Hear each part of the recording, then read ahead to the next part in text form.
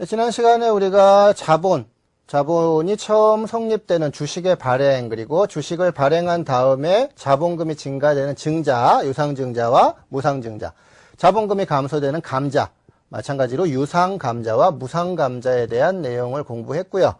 나머지 납입자본 빼고 나머지는 이익잉여금 그리고 기타 자본 요소로 구분된다. 자본에 대한 전체적인 체계.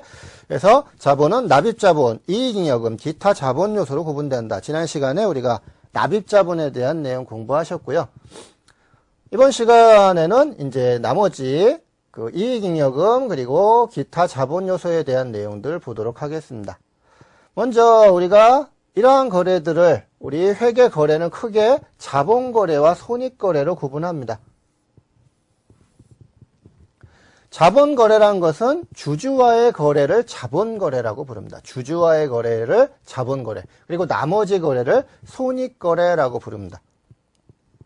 자본거래는 주주와의 거래예요. 그래서 주주와의 거래에서 차익이나 차손이 발생되면 그것은 앞서서 봤죠. 그것은 수익이나 비용이 아니다. 그래서 자본거래, 주주와의 거래에서 차익이나 차손이 발생하면 수익 비용이 아니라 전부 자본으로 처리한다.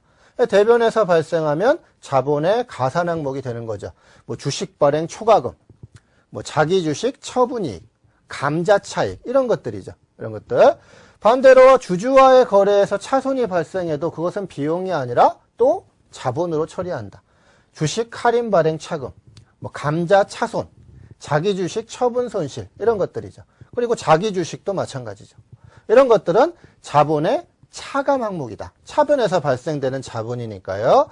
그래서 주주와의 거래를 자본거래라고 부르고요. 이 자본거래에서 발생하는 차익, 차손은 전부 다 자본으로 처리한다. 자본으로, 수익 비용이 아니라. 나머지를 손익거래라고 부릅니다. 손익거래. 이 손익거래에서 발생되는 것이 이제 수익과 비용이 되겠죠. 수익과 비용을 더하기 빼기 해서 나머지가 이익이나 손실이 되는 거죠. 이러한 손익거래의 결과는 일반적으로 손익계산서로 가게 됩니다. 손익계산서. 이것이 수익과 비용이죠. 수익과 비용. 우리가 알고 있는 대부분의 수익과 비용, 무슨 처분이익, 무슨 처분 손실, 무슨 평가이익, 무슨 평가 손실, 무슨 상환이익, 무슨 상환 손실, 이런 것들이 전부 다 수익 비용입니다. 그래서 손익계산서로 가게 되죠. 손익계산서. 결과적으로 이런 것들을 이익잉여금이라고 부릅니다. 이익잉여금. 그런데 손익거래인데, 그러니까 주주와의 거래가 아니에요. 주주와의 거래가 아니라 손익거래입니다. 나머지 거래인데 손익계산서로 가지 않는 항목들이 있어요. 이게 뭐냐면 기타 포괄손익입니다. 그래서 수익 비용이 아니에요. 그래서 당기순이익에는 포함되지 않죠. 근데 포괄손익에는 포함이 되는 손익입니다. 그래서 수익 빼기 비용이 당기순이익이죠. 여기에 더하기 빼기 기타 포괄손익이 총포괄손익이죠. 그래서 여기에 들어가는 거죠. 그래서 넓은 의미, 포괄적인 의미에서 보면 수익이나 비용이에요. 손익이에요. 손익. 그렇지만 당기순이익에는 포함되지 않는 손익. 이것이 기타 포괄손익입니다.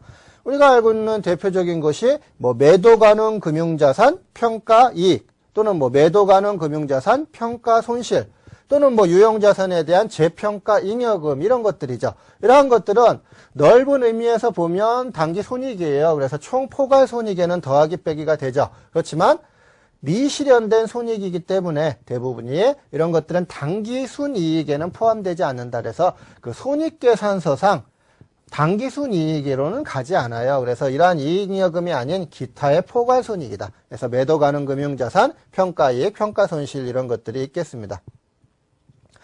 그러면 나머지 이제 이익잉여금은, 이 이익잉여금은 또 어디로 가냐면, 이익이 나면 주주한테 배당을 줘야죠. 배당 주면 배당금으로 이제 사회로 유출되는 거죠. 유출되는 거. 나머지는 회사에 적립하게 됩니다. 그래서 이것이 기타 자본 요소에 들어가는 각종 적립금들이 됩니다. 그래서 뭐 이익 준비금이라든지 뭐 기타의 법정 적립금이라든지 임의 적립금이라든지 이런 것들이 되겠고요. 나머지는 차기로 넘어가는 구체적인 이익잉여금이 되겠습니다. 이게 이제 자본에서 얘기하는 납입자본, 이익잉여금, 기타 자본 요소죠. 그 중에 이익잉여금이 이 이익잉여금을 칭하게 되겠습니다. 이익잉여금.